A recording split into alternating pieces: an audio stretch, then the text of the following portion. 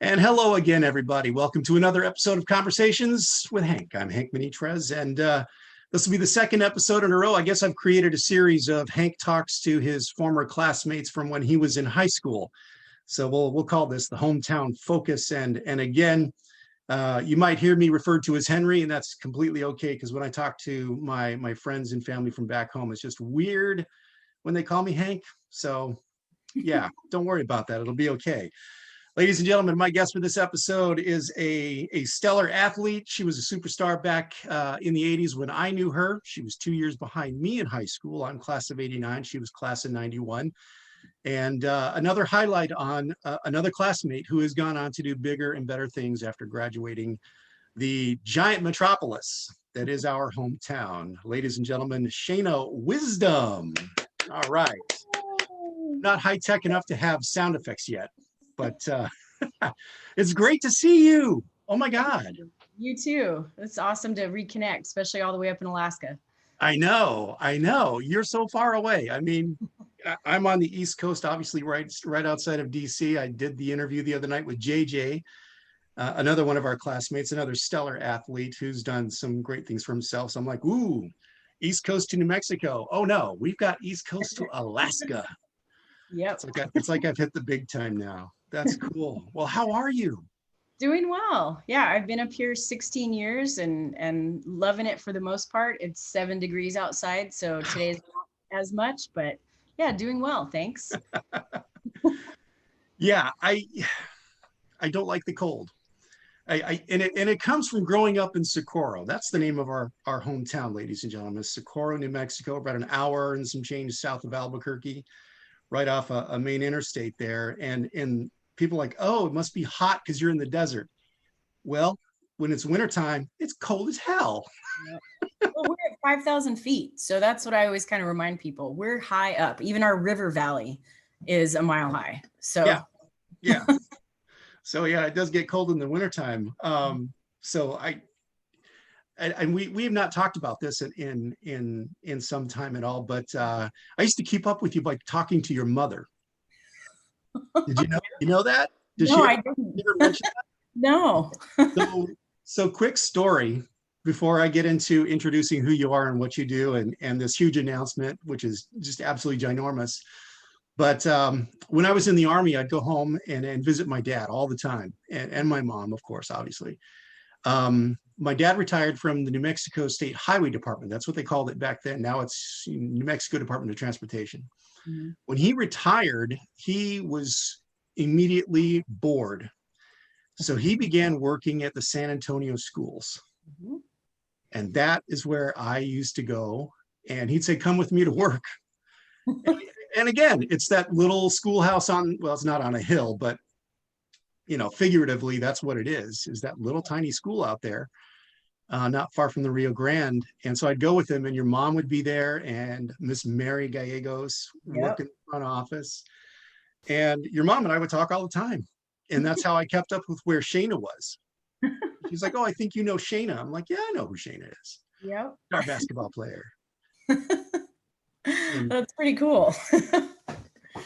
Yeah, I'm still in touch with all of the San Antonio ladies. Because I went to elementary school there, 4th and 5th grade. And so Mr. J and all of them, I'm still in touch with all of them all the time. So nice. Yeah. Nice. And that's the thing about where we grew up. And JJ kind of talked to me about this the other night is, we kind of small town, everybody knows everybody, sort of. Because we're not a village. We're still, between 7,000 and 9,000 people. So we don't know everybody, but somebody who knows somebody. Yep. And, there's at least one degree of separation. That Mira, that Sheyna girl? Yeah, she's pretty good in the basketball. We don't all talk like that back home. Okay. I don't know. I start to talk that way. She's down the road over there. So last year when I went to our high school and I gave the commencement address, what my first words were? Orale. I had to break the ice. And at that point, that had to be the icebreaker. And so, that way the students they're like, okay, Okay, he is from here. he grew up here. Yeah. Yeah, he's not some big official Washington guy. He actually did grow up here. So So funny. here's what I remember about you. You were 2 years behind me in high school. And I do remember, because again, small enough high school where even if we didn't, I don't think we ever really interacted much, if at all. But I knew you from basketball because, Mhm. again, not super athletic guy right here. My talent was playing music for your games and announcing players as they came out of the locker room onto the court. And so Sheyna Wisdom, that was me. And that's where I knew you from. But you were like the big time superstar basketball player. That's what I knew about you. What I didn't know was you're like into like science and stuff. Yep. From day one, I wanted to be a marine biologist since I was about 9. So, Really, yep, really. yep. And so you made that dream come true. I'll go down just a couple of things to introduce who you are and what you're doing now, because I don't know about you, but I hate talking about myself. So I'll do that for you. But Thanks. this is from your bio. I just cut and paste real quick. So Sheyna has a diverse background in biology, both terrestrial and marine. I like big words, make me sound smart. But I actually know what that means, so that's cool. Noise analysis, the impacts that it has on humans and wildlife, both underwater and airborne. Something I'm also interested in because I also have a background in audio, just a different kind. What struck me as interesting is you were program manager for a 200 strong person team over about a 7-year baseline studies program. That's a huge team. I mean, yeah, that's huge. a team to be in charge of. I've been in charge of things, but never 200 people. That's a lot. Program manager for the Shell Drilling Discharge Monitoring in 2012 and 2015. Shell Anchor Retrieval Program in 2016. And you had 0 recordable incidents from 08 to 16, which is incredible. Yeah, for working in an oil and gas field, you're military, so you understand Yes. how big a deal that 0 recordables is, right? No, absolutely. If you can get out of there with even just 1 or 2 incidents, then your record's usually pretty good, but you had none, which is phenomenal. Your expertise is marine mammal compliance monitoring and research throughout Alaska and the West Coast. And I do want to talk about some similarities between you and me and how we grew up in a landlocked state where our biggest water source was like Elephant Butte. Yep. And we both loved The lake. the lake. Hey, Mira, you went to the lake, right? You Going went to to the the lake lake this today? Yeah, weekend? let's go. And you have to point with your chin, right? Yeah, let's go. And if you're really lazy, you can point with your lips, even though I don't have any. Yeah. It's this whole thing where we grew up, people. Just trust me. I lost my spot here, but no, you've done some great work. You understand the Marine Mammal Protection Act, the Endangered Species Act, and the National Environmental Policy Act. That's a lot of legislation that is also, again, something right up my sleeve. I understand that, and that's a lot to have to ingest, digest, and understand the nuances between different types of legislation, how they interact with one another.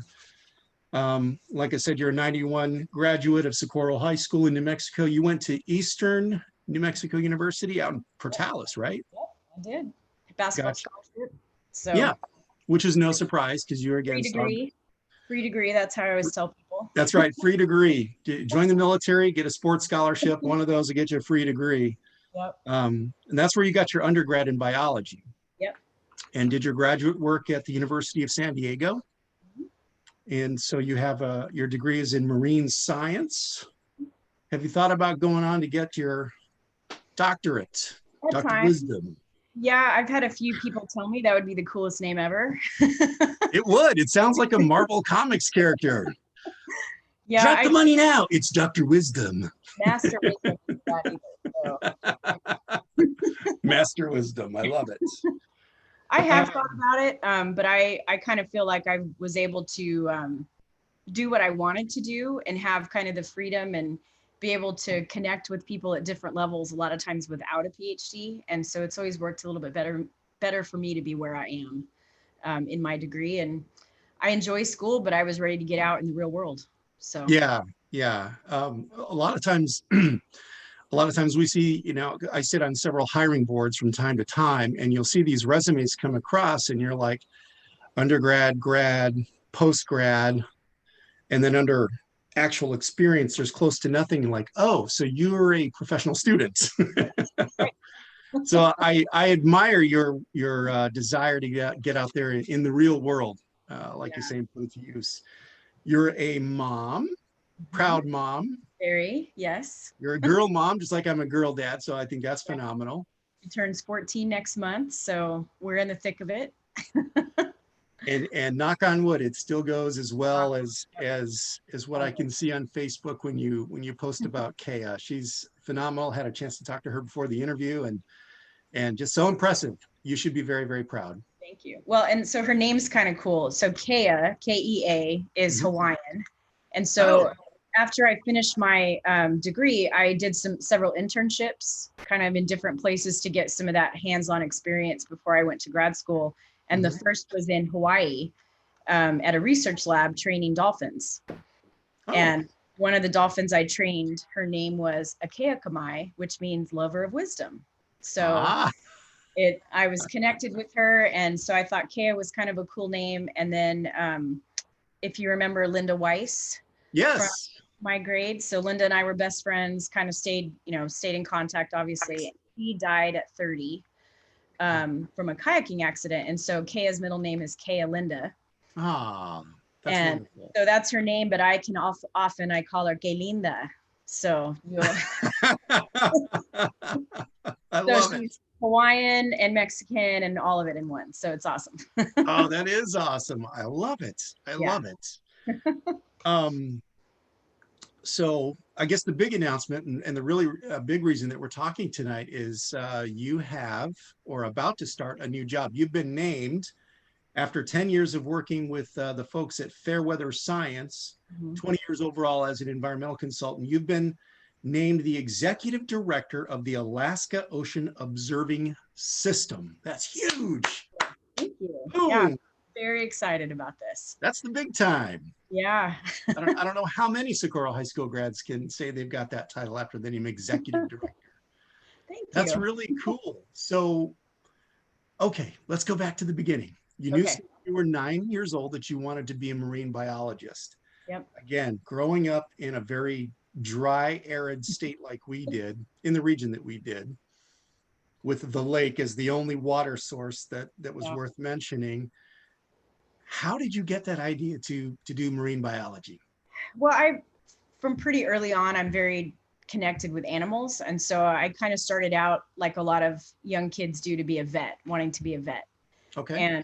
And I look things up, and I'm a reader, voracious reader, and started looking things up and kind of realized I was really interested in the intelligence and cognition abilities of dolphins. And at 9, I probably didn't understand the cognition abilities, but more just like they're cute and pretty and majestic. And I always also wanted to travel. And I hadn't seen the ocean until I was 18, but Mm, I'm a natural swimmer. I just kind of always was attracted to it. So yeah, I was really focused on it. Hadn't seen the ocean until I went after I graduated. Linda and I took a trip over to Galveston.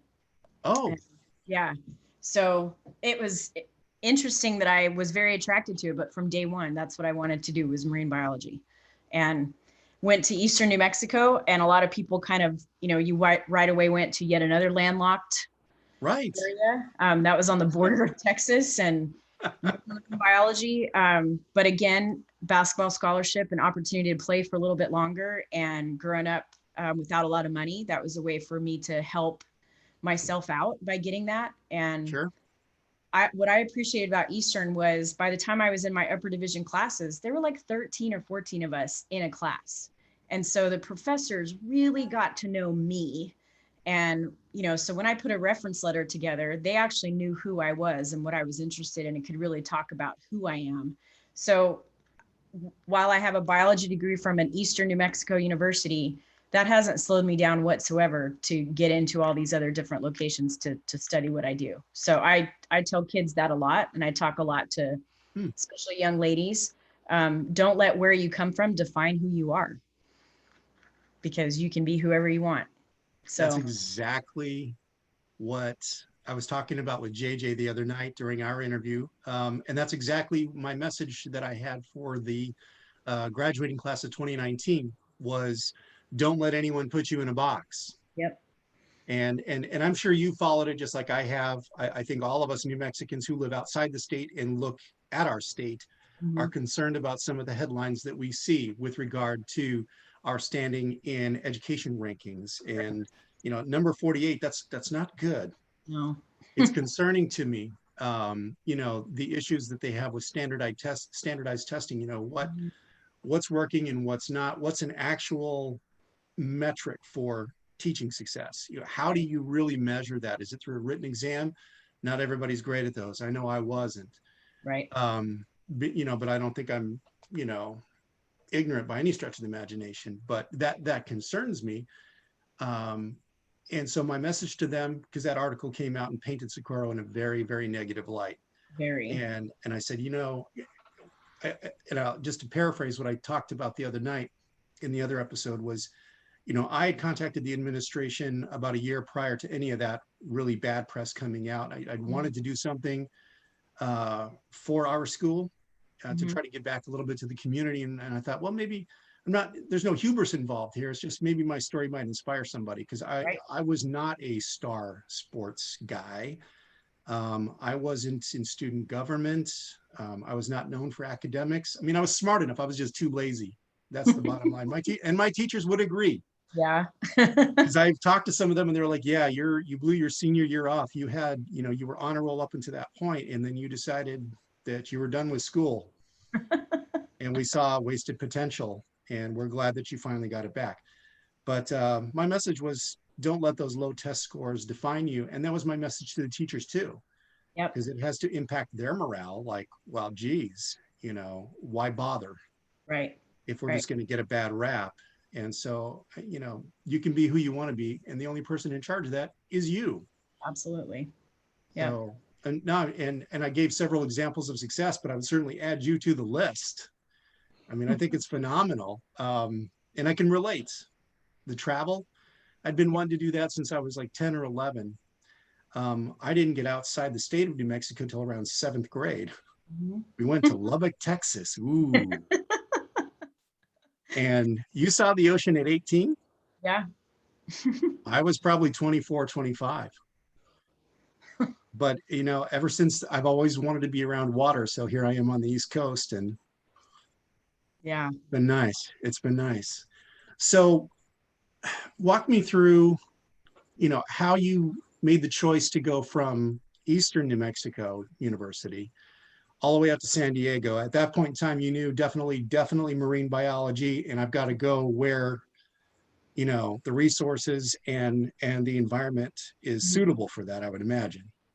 Yeah, I started my senior year, started really looking at colleges and that were kind of doing the type of research that I was interested in, and was attracted most to San Diego.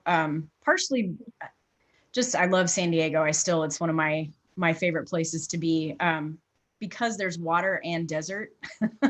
It's that mix. Perfect. That's perfect. And great food, although it took me a little bit to adjust to the California Mexican style versus New Mexican. Exactly. Fish exactly. Taco. What is wrong with you people? Yeah, you don't put fish in a taco. What the? And where's your chili? Where's your chili? Yeah, there was a lot of that. But once I kind of learned, I still felt like it was a good fit for me. And I was still close enough to where I could drive home to see my parents in San Antonio. So, I actually grew up in San Antonio. Right. The 10 miles, the 200 people south of Socorro. So yeah. And so San Diego, there was quite a few things that I wanted to do there, but I needed some experience. And so from there, I ended up working as a waitress for a lot of years, just saving money and getting opportunities at places. So when I did an internship in San Diego, I was a waitress. And when I did an internship in Hawaii, I was a waitress, and I learned all of that at the El Camino there in Socorro. So. I was going to ask, what job did you have in Socorro or San Antonio growing up? Mine was, I worked at Supermart. Yeah, I remember. My friend Eddie Tudor got me the job there like the day I turned 16. Because up until then, from age 11 or 12, I'd been working for Nick and Anime Fleming, washing cars, cutting grass, painting fences, all the Karate Kid stuff. And so Eddie got me the job at what was then Supermart. I guess it's still Supermart, Yeah. but it's not in the same place. No, it's not in the same place. Yeah. It's really weird. And then from there, I went up to, it used to be Safeway, then it was Furs. Yep. And then after I left, it became Smith's. Yep. And that's where I did my senior year. Now it's nada. Yeah, now it's nada. And that's a whole other conversation that I'm hoping to have with our hometown mayor on one of these calls. Okay. Is to talk about some of that. So you worked at the El Camino then? So I worked, well, my dad had a service station, That's several. right. So I spent most of growing up at the service station. So we were full service. So my job was the pumping the gas, washing the windshields, checking oil, airing up That's tires. right. And I remember that. Oh my God. Yeah. So I grew up in a shop. So that's that kind of where I get the gearhead from, of when I've made some comments on your Facebook page. Yes, turning wrenches. I love it. Girls who turn wrenches. Yep. I taught my daughter everything my dad taught me. Yeah. But I'm so glad you brought that up. That just triggered another memory for me. Was your dad had that badass van? Yep. The blue van with the Chevy logo for the window in the rear. Yep. Wow. Is that still around? My brother has it. Yep. She's still, Miss Blue still runs. Yep. Has a 350 in it. And nice. That's what I did my driver's test in. And no way. I was such a good kid that they let me take that to junior prom. Really? Big bed in the back. A van to prom. What could possibly happen? And nothing happened. So that yep, that was, the wow. Oh my gosh, that's awesome. But yeah, I do remember that van. And I remember your dad owning that. And then I worked at Denny's as a hostess at 15, and then El Camino starting at 16 until, I would come back in breaks in college and work shifts as many as I can. Oh, good. And I worked there till I was about 24. Really? Yep. Oh, that is so cool. The owner would, a few times he left out of town, and so I'd come home and manage it for him while he was traveling. Wow. So, yeah. So. Some pieces are really starting to come together here for me now, because my dad's go-to coffee place was the El Camino. Yeah, no, I waited on him all the time. Now it's because he kept telling me, there's Henry, mira, there's this girl there. I know you know her. You went to school with her. Yeah. I'm like, what's her name, Dad? I don't know, pero she's blonde. The white girl. Yeah. Yeah. And I'm like, that really not narrowing it down, Dad. I know a lot of blonde white girls from back home. No, I waited on him all the time. He sat at the one spot. His coffee had like the sugar thing instead of the packets. Yes. Yeah, I remember. and knowing my dad, his tip to you was either 25 or 50 cents. He was a 50 cent, but I remember the day that I came back for school, he gave me $2 on a coffee. What? Yep. My dad gave you $2? He did, because I had come back and they were like, he kind of asked me, why are you still working here? And I said, well, I'm moving to California in a month. And so I'm here just trying to make money so that I can go with, before I find something. And so on a coffee, really? 5 cents, he gave me $2. Holy moly. Oh yeah. Mr. Manitres, man, he was. Oh my God. That's this is all shocking. I didn't know that you knew my dad. I knew you knew of him because I post about him all the time, but now it's, oh my God. Yep. I knew him. Don't make me cry. Sorry. No, it's okay. It's okay. Everybody knows I'm a crier when it comes to my dad. But no, that was his thing. We used to go to Jerry's. I don't know if you were old enough to remember Jerry's. Mm-hmm. You're only 2 years younger than me. It's not like you're that young. But yeah, when we were kids, we'd go to Jerry's, and then that shut down for whatever reason. And then we'd go to Denny's. Something happened there. He didn't like the service or something. And my dad was like that. Once, you make one mistake with him and he's done with you. Yep. He won't give you another chance. If he had a bad experience at a restaurant, he wouldn't ever go back again. No, And so he'd sit in my section. He'd kind of go, "Where's the section?" That one over there. Okay. And then as he sat down, I'd pull his coffee and put his mug and put, like I knew what he ordered. So yeah. No, Yep. that was his thing. And the quarter or the 50-cent tip was always his thing. And I was like, really? And he's like, oh, they make more tips off the other people than me. They don't care. No, that was $2, man. That was huge. That is huge. I never saw him leave more than 50 cents. Oh my God, that's so funny. It's interesting, the things that sort of unravel the more we talk. And because again, we didn't really interact that much. It wasn't because, I didn't like you or you didn't like me. It's just the way it was. Yeah. We were, two different classes and whatnot. But wow, that's giving me something to think about. Yeah. Oh.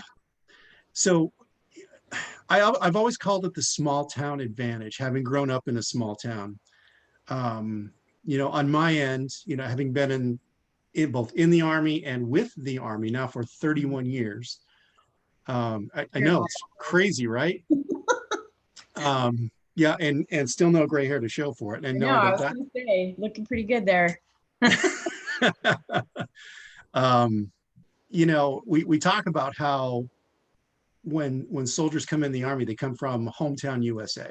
Mm-hmm. Most of them come from small town USA. And sometimes you get up here and, in the DC political arena, and they're like, oh, so, whose family do you come from? Where do you come from? And when they find out you're from a small town, you kind of get that look. But to me, it's always been very much an advantage. Number one, everybody and everybody knows you. Mm-hmm. The big disadvantage is everybody knows you. So it can work with you or for you. But again, getting to that teacher to student ratio, I mean, we had some of the best teachers when we were in school. I really firmly believe that. I'm not knocking this generation's teachers at all because, well, many of them are Facebook friends of mine, and I love you all. But, we had, the Nick Flemings and the Miss Palmers and the Mr. Palmers out there in terms of sciences. Yeah, Hagler, Mr. Palmer, yep. Sally Hagler, Garfield. So Sally loves Alaska. And so when I moved up here, she would come every year for the Iditarod. That's right.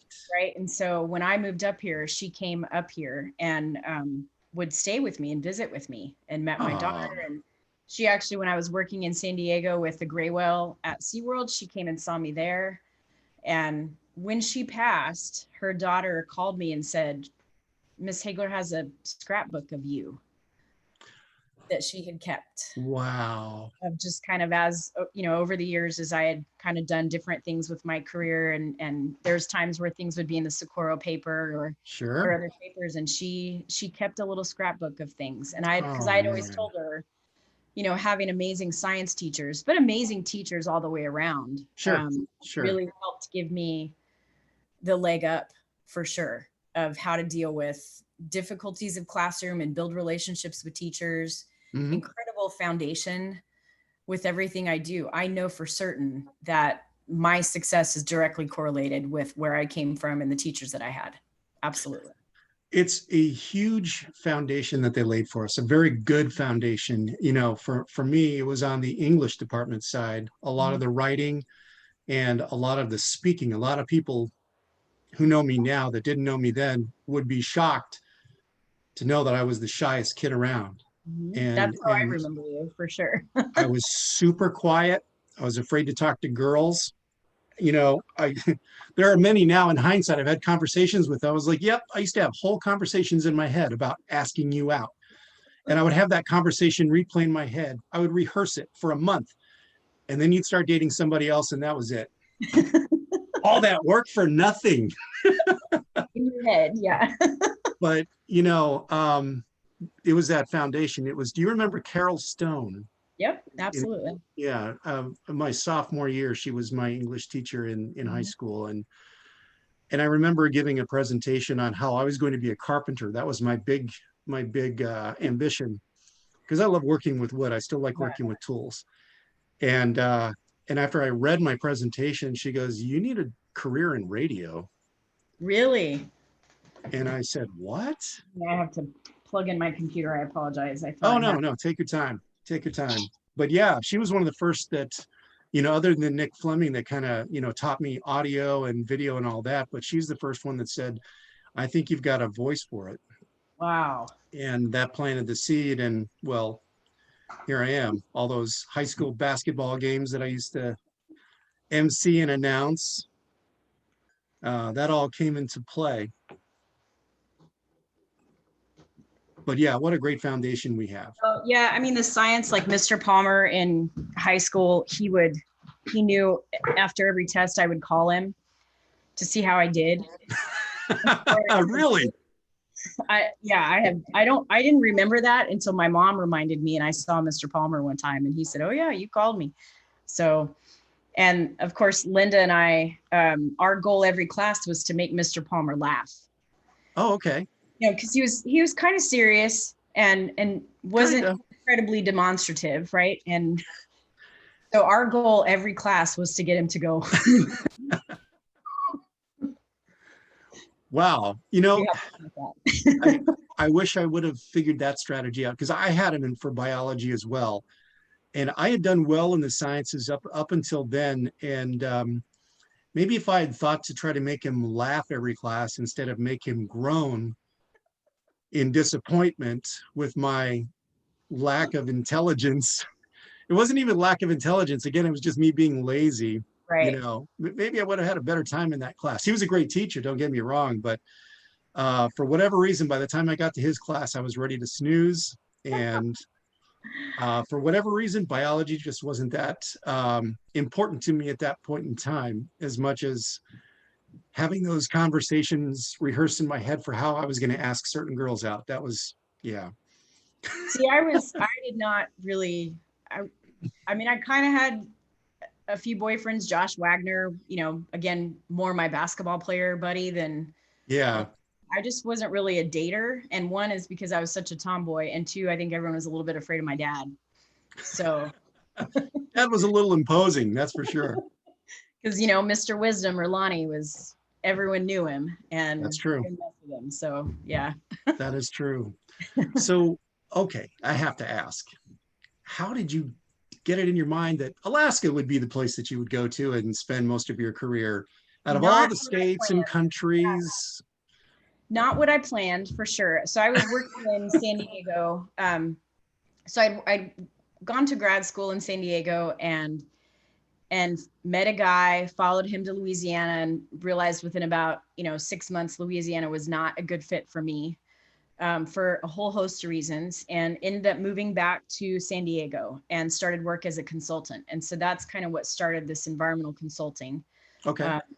And worked for a company named URS, which is a big engineering kind of firm, and had the opportunity to travel for that 5 years working in, I went to Nicaragua, I went to Dominican Republic, I got to go to El Salvador, all over the country. And I kind of started planning all my field trips around baseball so that I could see all the different fields. Just amazing opportunity. I was doing a lot of noise. That's kind of where that noise affects on wildlife and humans. And so they realized that I understood and spoke pretty good Spanish. And so that was part of where they sent me to those countries to do the work. And about then is when I got married and kind of realized San Diego was really blowing up with the cost of living, and I was not going to be able to afford a house. And that was right in that boom. And the company URS had several big projects in Alaska with marine mammals. And I came up to help them on a project, and they were kind of like, "We would move you up here, and you could be a manager of kind of this marine science group. There's so much work." And so we did. So they moved us up here. And my husband at the time, he just got out of the Marine Corps. Okay. And went to school to be a chef. And so when he finished his culinary school, we came up here to Alaska, and that was 2006. So I did not get to stay here, but it's just to be really good for my career, a lot of great opportunities, be able to try to make a difference. And so, yeah, so it was never one of my plans, and I certainly didn't plan to stay up here, but this is where I feel like I'm making the most difference, and I found a good fit for now. Not every winter do I feel that, but Yeah, I don't do the cold, and I don't really care for the snow. I mean, I did 3 years in Vermont, and I got there just before the wintertime, and one of these nor'easters comes through, and boom, it's like 3 feet of snow every day. It's at first you're like, oh, it's so beautiful. yeah. Let me tell you, after about 4 or 5 days of shoveling to get to your car, you're like, no, I'm done with this. I'm so Yeah, done with this. I do, but then I get the chance to go up, to the North Slope and see polar bears and see these seals and walrus on ice and be out there in That's the middle of cool. the Arctic Ocean, maneuvering through ice. And there's being on the water is my favorite place to be. And Alaska Sure. has some of the most amazing wildlife. And so the times that I start to get frustrated with that, I kind of remember those opportunities that I have to Oh, sure. watch polar bears Absolutely. playing. I sit there in a truck and watch these polar bear cubs just playing with their mom, rolling in the snow. So can't beat that. Oh, that's cool. Now I can relate because same thing, never in a million years that I think I'd end up, in DC working here. And it wasn't ever a goal or aspiration, but kind of the same thing happened to me that happened to you. I was offered a position. Um, I was making that transition out of the army into the what I thought was going to be the private sector, but I ended up in back working for the army as a federal employee. And my logic at the time was, I think this will be good for my career because going from I was working at one of the American Forces Network radio and television stations, down at this unit level and going all the way up to the nation's military headquarters. I was like, well, that can't look bad on a resume. I'll do that for a few years and then I'll figure something else out. I've been here 17, going to be 18 Wow. years. Because like you, just opportunities keep presenting themselves. Yeah. And I think to myself, because I often just, think, well, what should I move back home? Because I miss New Mexico. I miss my family. I miss the food. I miss the culture. I miss the environment. I miss the climate. I miss the mountains. I miss the wide open spaces. But the only thing missing from all of that are the opportunities that Yeah. come my way here. So I get what you're saying. They paid for me to move here. All of that was part and parcel for it. So I totally get that. But I'm assuming just like me, you probably miss home quite a bit. Oh yeah. Yeah. I have, every fall I get a big shipment of green chili, and every time I go home, I have an extra bag that I bring home tortillas and red chili and whatever I can bring. And my, people come to my house and I have a lot of New Mexico colors and stuff here too, to keep that. And apparently when I get angry, it comes out a little bit more, according to my daughter. Yeah, Yeah. because we grew up in it. We were born in it. We were raised in it. And even though we've left it, and you and I have not been living in our home state for almost 2 decades now, Yep. it still never Yeah. leaves you. No. And we still No, and I touch base with people like you were telling me there's a few you connect with that Mhm. are there. I'm still very connected to the people, and just like you said, growing up in it, there's nothing like it. It's just home, and it's a joke, but it's totally true. If you were a kid running by, you'd get spanked by whoever if you were true. being a brat. No, that It's is so true. That is so true. And so I was raised by a town and I had an amazing family, but I was raised by a town. Sure.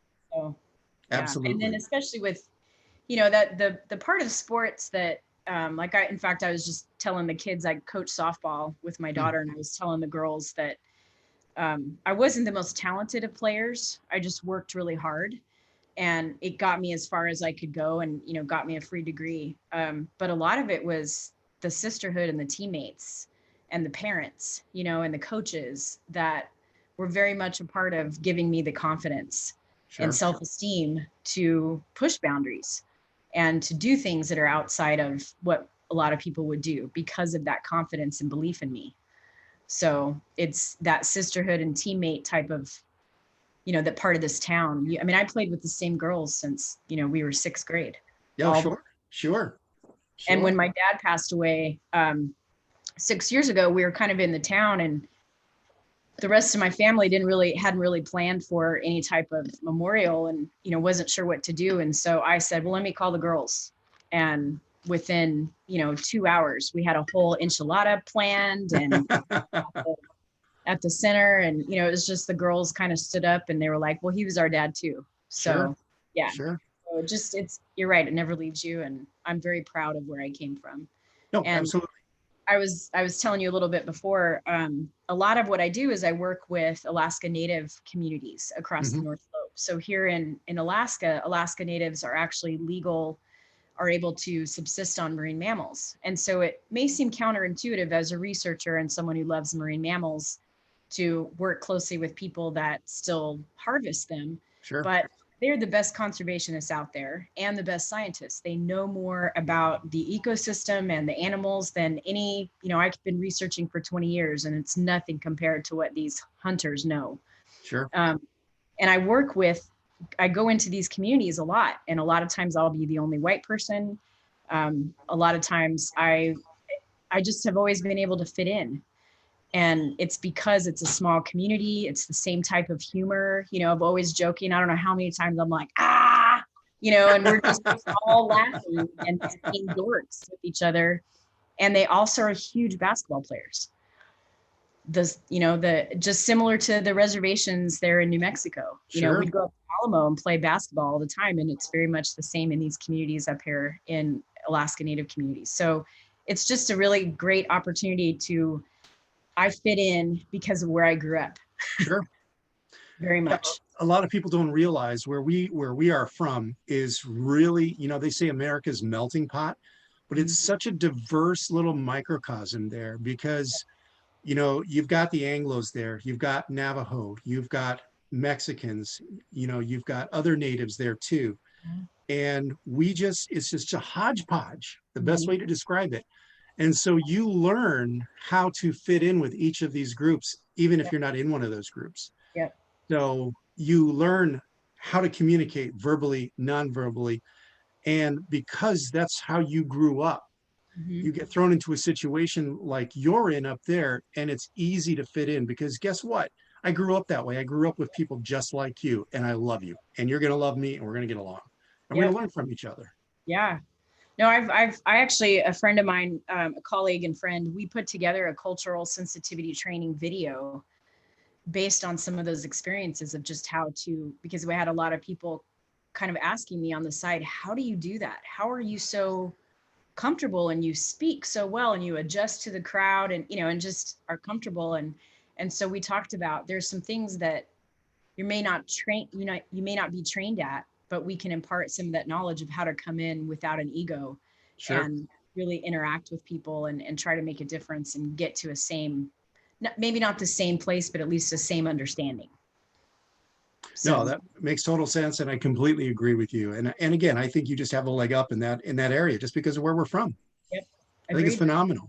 Crazy. So I'd like to talk a little more specifically about the work you do.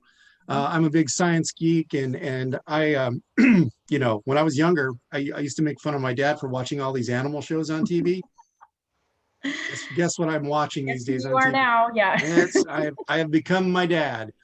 So, I watch all these science shows and alien shows, and I mean, you name it, I watch them because I'm just so fascinated by everything that's out there in the world. I think because I have the travel bug, and when I can't travel, I watch it on TV. Yep. So tell me a little bit about the work you do. I did some Googling, and I see that you're very involved with whales. Yes. Yeah. So a lot of what I do as an environmental consultant, and you kind of mentioned several of these different legislations. When a company, whether it's oil and gas, marine construction, anything going into the marine environment, shipping, all these different things that we do, we have to analyze those potential impacts on marine mammals. And through all those different acts, the Endangered Species Act, Marine Mammal Protection Act, all of those, we have to analyze it. And a big part of my job is to help companies not just analyze it, but identify measures that might reduce impacts. take this route instead of this route, or limit the time during this time because that's when the whales are there feeding or whatever. And so my job is to really, one, know the policy, and two, know the science and try to keep up on all the different things that are happening. And then three, be able to work with the people that are doing the work. And so a lot of times what I say my job is a translator, because I can kind of I can geek out with the scientists, and then I can gear out with the guys on the ground doing the work. And then I can kind of nerd out with the policy people and try to get to a same conclusion with the interest of sustainable development and conservation all rolled into one. And so that's kind of where that big program that we talked about, where 200 people, the Chukchi program, it's an oil and gas was interested in kind of developing the Chukchi Sea. There's a lot of potential oil and gas underneath the seafloor. And so prior to going in and just getting the oil, you do a lot of studies to figure out what's out there, what are we going to potentially impact, how can we not do it? And so it was a baseline studies program. And I just, kind of happened to be at the right place in the right time and knock on a lot of doors. Hey, I can help you with that. I can help you with that. And sure. Was in the right place. And a lot of it had to do with my logistic background, working with my dad a lot, just working on cars and working in a shop, and waitressing, knowing what people like. I still remember what your dad drank. Knowing what people like, that, I use a lot of those skills a lot, not just my degree. And so with that opportunity, it was collecting tons of baseline information, marine mammals, acoustics, zooplankton, all the different pieces. And so you bring in the experts, and my job is kind of cat herd, is what I call it. You just make sure we're all going in the right direction and keep them all together. And so that's a lot of what I'll be doing in this new position, is working with all these different stakeholders, like mariners and fishermen and indigenous communities and oil and gas, and researchers, to really come up with technology and observation opportunities to help educate and make things easier. So it's very much applied science. Okay. I love research for research, but I like things to be useful. Excellent. So that was kind of one of the reasons why I actually got out of PhD, was I wanted to move into how is this useful rather than just being published. So this job gives me a huge opportunity to work with a lot of different groups, including, apparently, once we start, can start to travel more, quite a bit of trips to DC to work with policymakers as well. I know where you can stay. I have a guest room.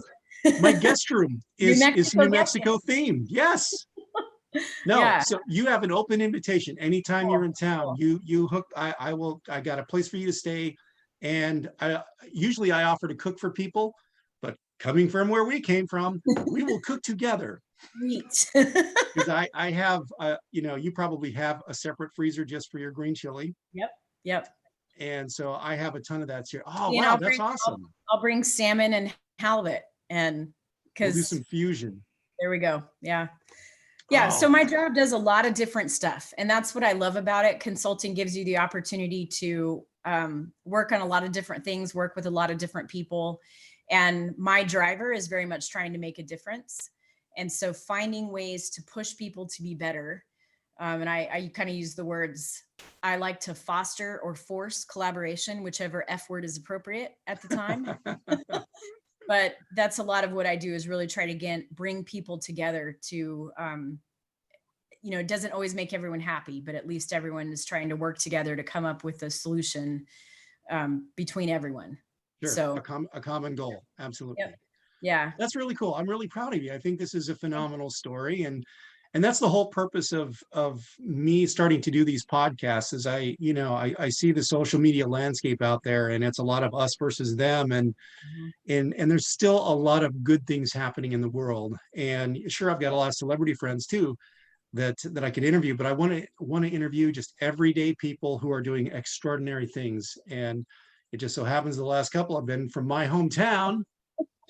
I'm just saying. We're kind of badass like that, but well, and your story is pretty incredible too. So it's really cool that like we said at the beginning, social media, there's a lot of negative things going on right now, but it does allow people that are this far away to keep connected with kind of where we're from. So there's good things about it too.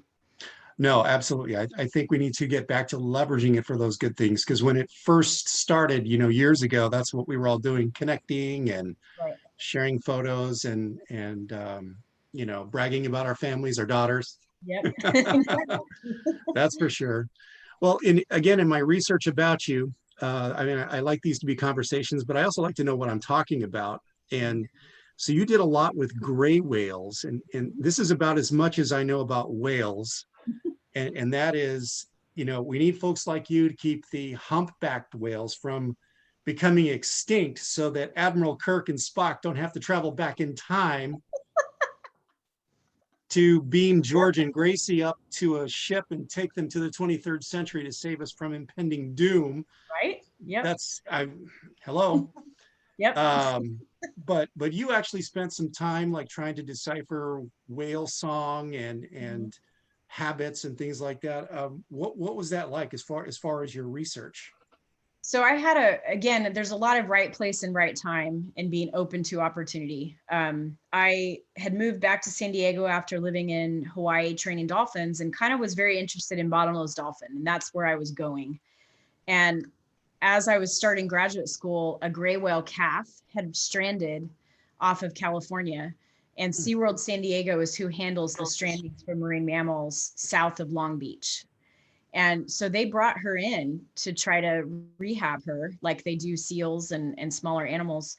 And I had the opportunity to be there and start recording her sounds and kind of watching her. And so for 18 months, I sat at that tank near SeaWorld and listened to this whale named JJ make sounds and kind of started thinking, there's some really cool things that I'm learning out of this. What can I do to apply this to the wild? And so I had gotten in touch with some other gray whale researchers and spent several winter seasons down in Baja in California, Okay. in Laguna San Ignacio. And it's a small lagoon. And so I had my little Zodiac and my little hydrophone and spent hours just on the water listening to the moms and the calves. And a lot of what I was trying to do was trying to figure out how whales acquire their song. And gray whales are not like, when you think of whale song, you hear it from Dory and you hear these long, drawn out, beautiful songs. Gray whales are more like digestion songs. Oh, there's great. a lot of grunting and groaning, and there's these pops like they sound like that. There's a lot of so they're not the most relaxing, beautiful songs.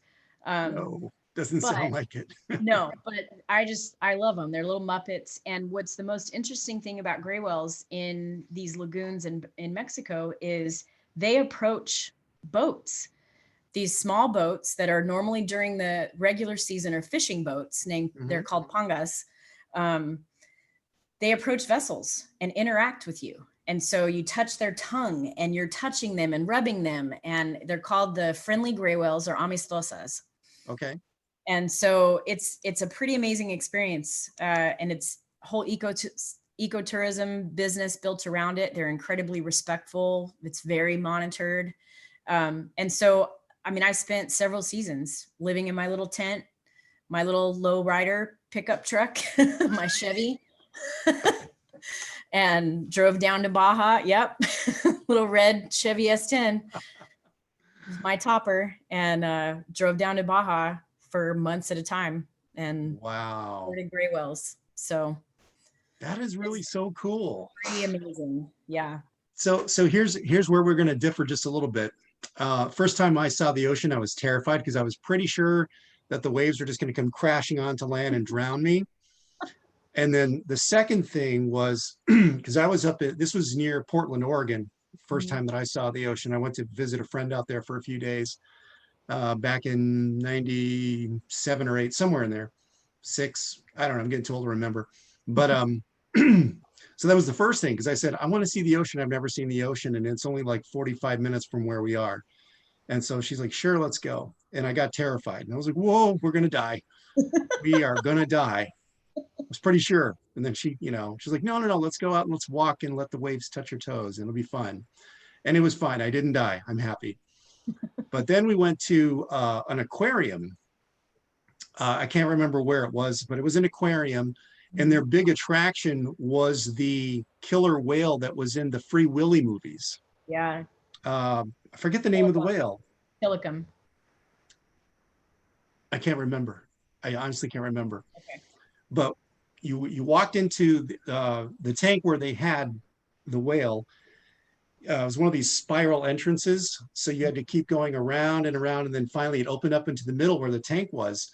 And that was the biggest creature I'd seen in my life. And it scared the hell out of me because it was so huge. I'm like, for sure it's going to crash that glass and eat me. Yeah. That was my thought. You just love these ginormous creatures and you're not afraid at all. I mean, not even the first time. The first time the whale, the 60-foot animal is under my 8-foot Zodiac, I definitely had this like, what was I thinking? Right. But then you realize how amazingly in control they are. And for whatever reason, they choose to not mess with us and just are very interested. And so that, yeah, the first time I saw a polar bear, I definitely had that like, okay, they're me. Yeah. Yeah. And the first time I actually had that close-up look at a killer whale, I had that same like, this is not a happy animal right now. Oof. So yeah, I mean, I guess I have a healthy respect for, Okay. but I feel the most at home in or on water for sure. That's cool. And like a lot of what you were talking about, kind of those nonverbal movements, you know, that's what animals are about. And so it's be able to be in tune a little bit to those subtle nonverbal communications. And it's just, it moves me. It still excites me. I mean, every time I see a whale, I'm like, oh my gosh. And like, haven't you been doing this for 25 years? And you still get giddy. Oh, that's cool. Yeah. Yeah. That's cool. I mean, the closest thing I can compare it to is like, you know, fishing back home and mira pucha got a channel cat. It's like 2 feet. You know what? It's funny. That's what I can remember being the most afraid of was when we'd go water skiing in the lake. Yes. And Dad would remind me of those 10-foot catfish that are going to get you, you know? And so the first time I went water skiing, because we didn't have a boat, but we had some cousins that did, of course, right? We all have cousins that. Right. Yeah. So I know someone. Water skiing, and I did not fall because I was terrified of those stupid catfish that my dad kept teasing me about. So, You know, I think every dad back home does that because my dad told us the same thing. Like I was part of, it wasn't the Boy Scouts. It was something through the church. I can't remember. It was a boys group through the church that I went to in Socorro. And our big, you know, weekend outing was we were going to go canoeing down at Elephant Butte Reservoir. And my dad kept saying, don't fall overboard because, you know, them divers, they went down there. They found them catfish bigger than them. They came out real quick. They were so scared. And I'm like, what? It was the first time I'd heard of this because we'd gone fishing down there before and, you know, we pulled out bass or trout or whatever. But yeah, that's when he's like, oh, yeah. Ooh-cha, there's one right behind you. And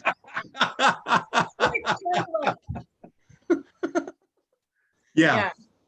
First time I heard that story was, they sent divers to see how deep it was and they came up because they were too afraid because the catfish were bigger than them. No, I've been in the ocean with sharks and I was more terrified of those stupid catfish.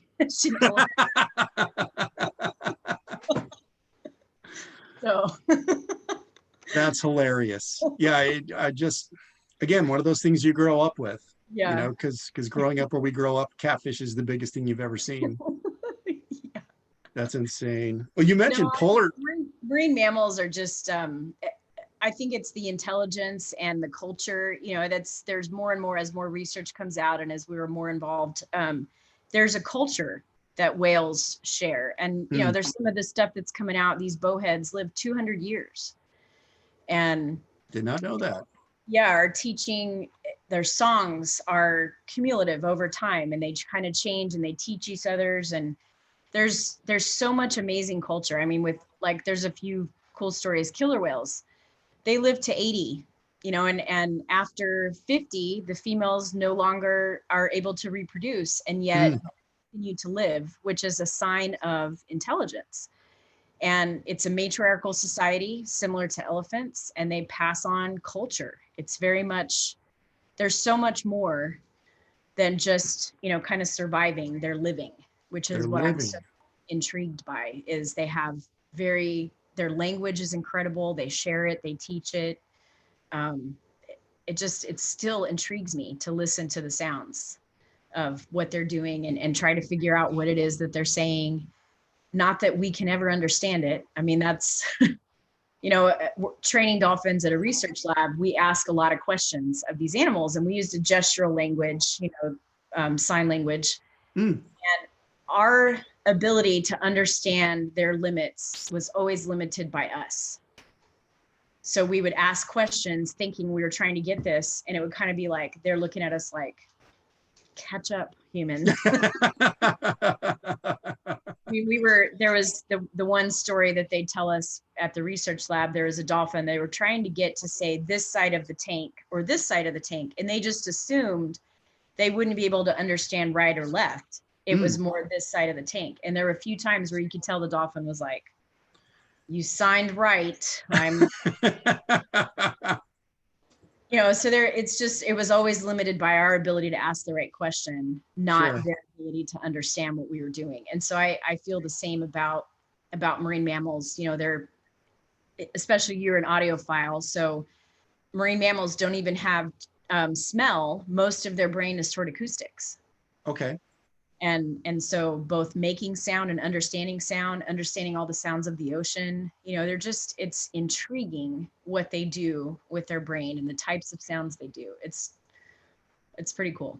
So I get really excited about it. I geek out about stuff like that all the time too. I mean, at very much an elementary level, but those are things that I find fascinating. What would you say are some, from when you first started 20 years ago and now, what are some major breakthroughs, if any, have occurred since you became involved in the field?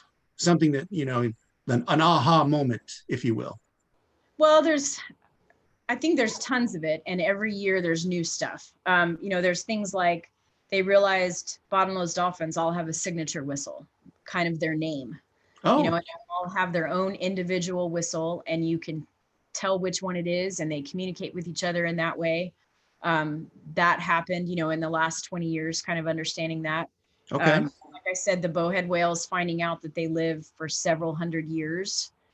Of course, some of that, especially with bowhead whales, are not new because the indigenous peoples have been researching them and conserving them for, millennia. And so a lot of this is more just Western science is catching up to traditional knowledge. Sure.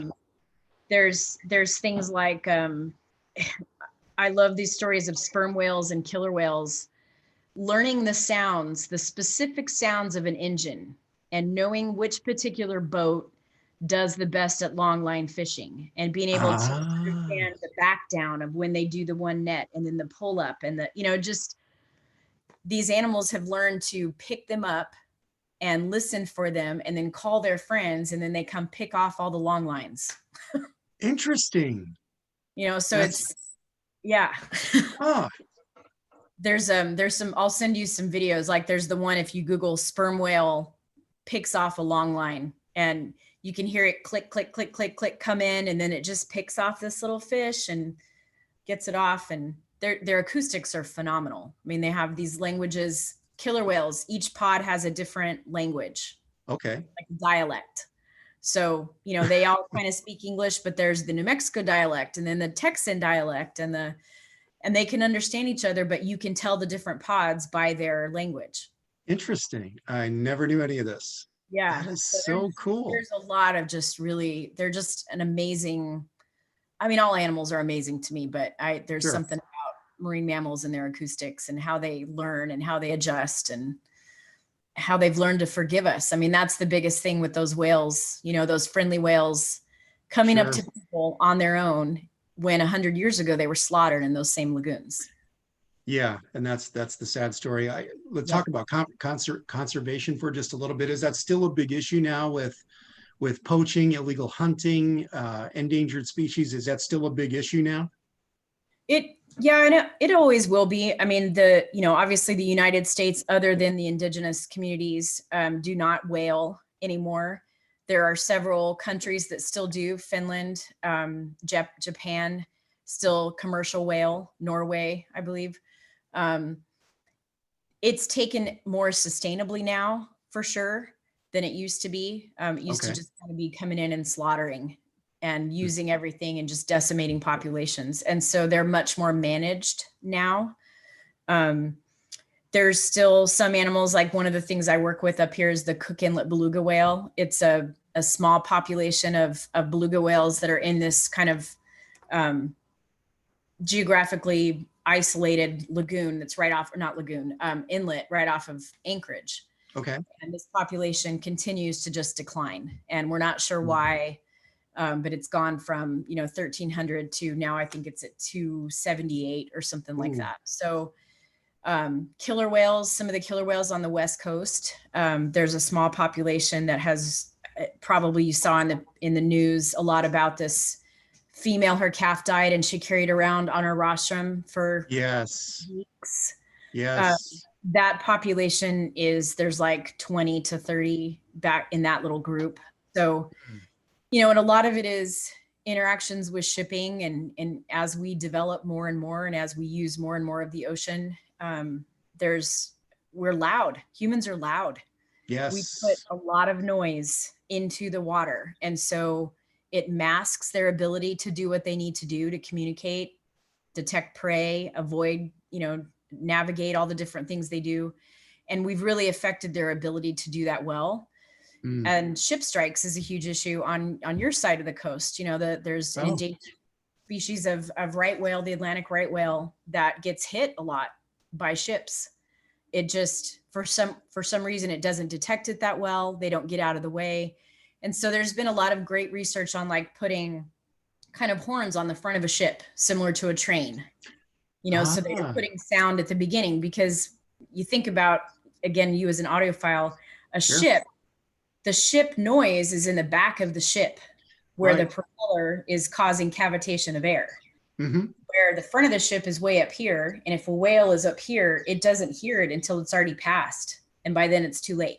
Sure. So putting a sound source on the front, they've come up with some new cool real-time acoustic monitoring buoys where it detects the whales and can triangulate on the location. So, all of this is Navy technology, right? Sure. That they've been using for years. I mean, in fact, the first bioacousticians were sonarmans on stuff. No, it makes total sense. Yeah. So there's some, that's kind of some of the biggest thing right now is figuring out ways to continue to have sustainable development, because, I love my vehicle and I like to fly. And so fuel, right? And so I can't be against oil and gas development, but I can be pro sustainable development and finding ways to find a good balance. And so that's a big part of what I try to do, is find that balance. So for the layperson out there on my page who has no idea about any of this, and they just think, why is this important? 30-second elevator pitch on why this is important.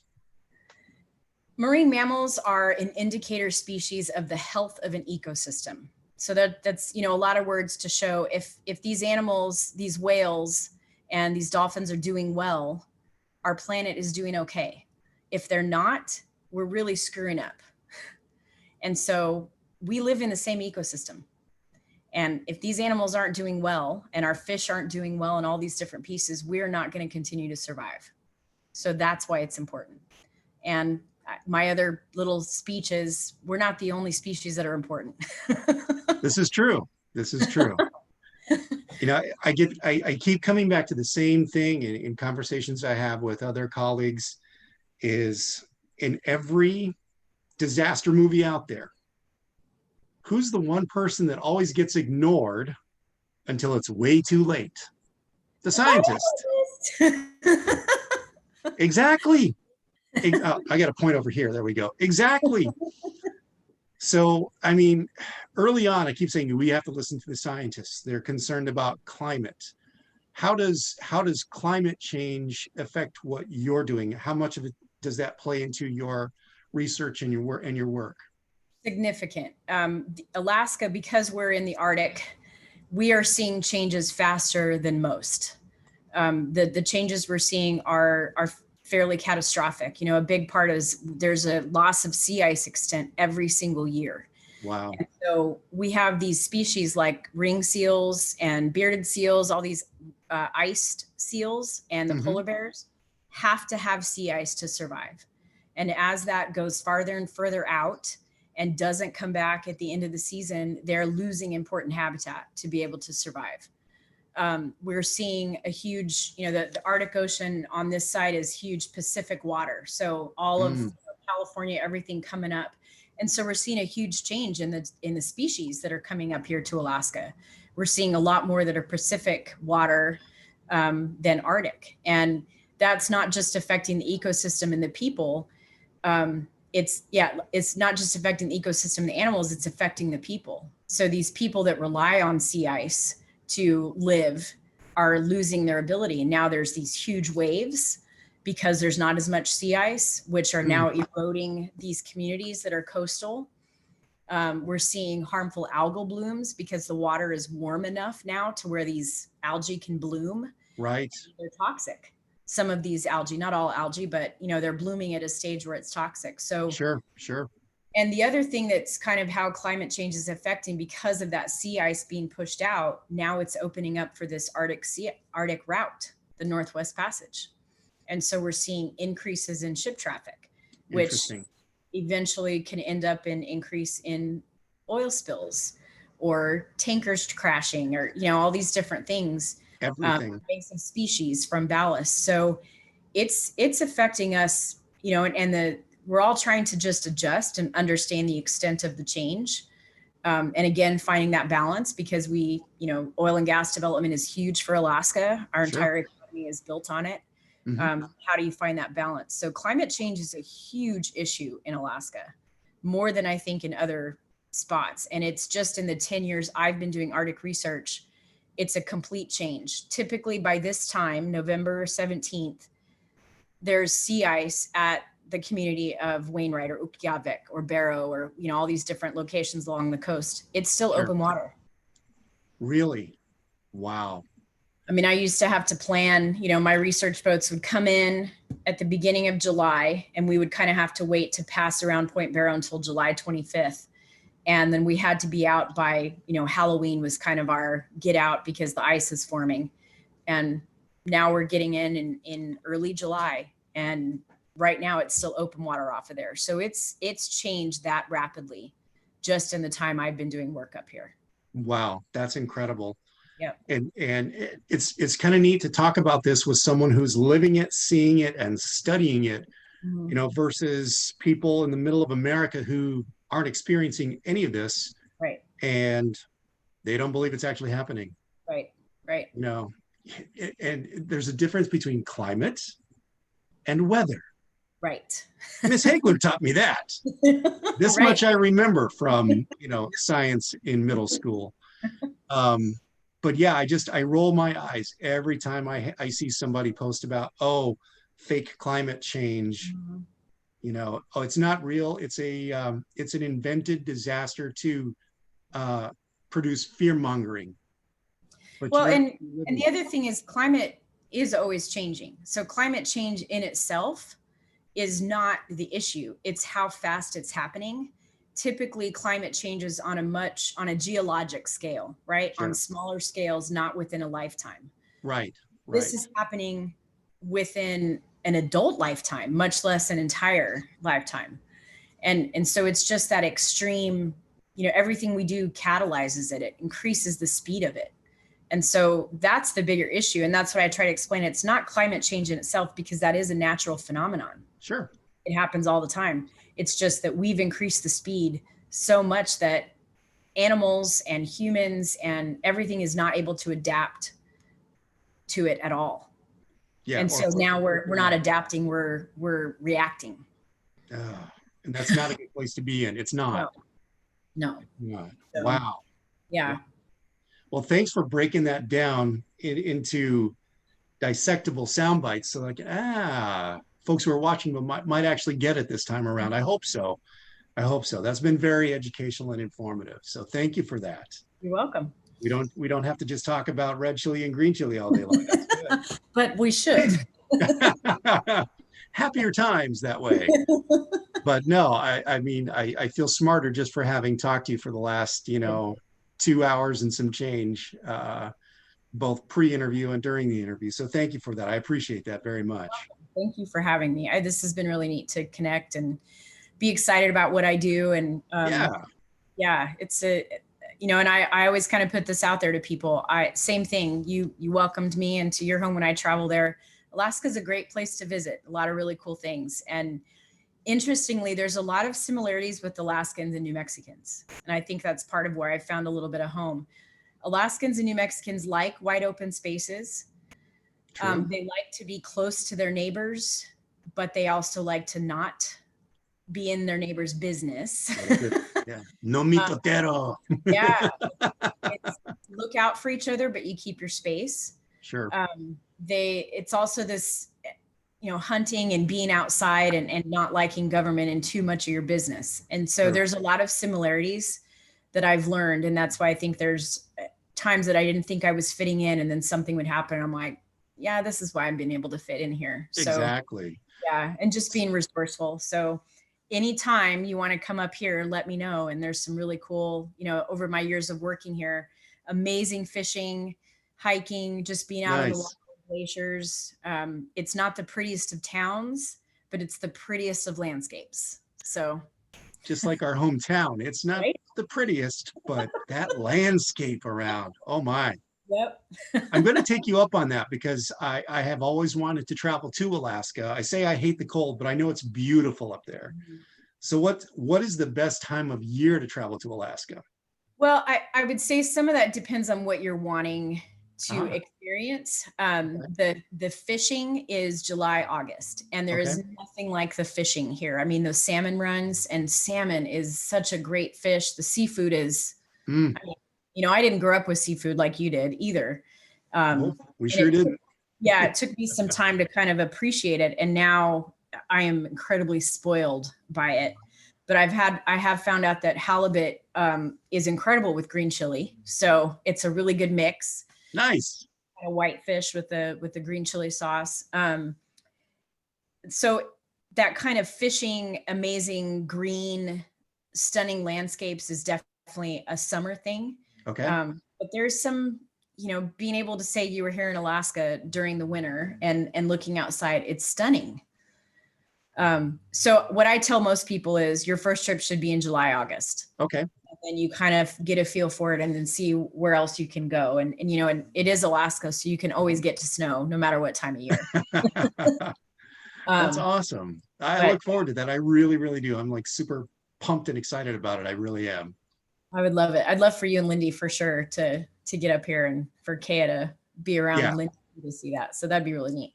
That would be really neat. I'd love to introduce you to my daughter. She's very much like you. She's a hard charger. She's a go-getter. She's an academic. She's going places just like you have. And I can't wait for her to watch this interview because I'm going to tell her, watch this. And you'll get what I've been saying all these years about pursuing your dreams, your goals, and not letting anything stand in your way. So again, Sheyna Wisdom, thank you for joining me on Conversations with Hank. I really appreciate it. And thank all of you for watching. Thanks for having me.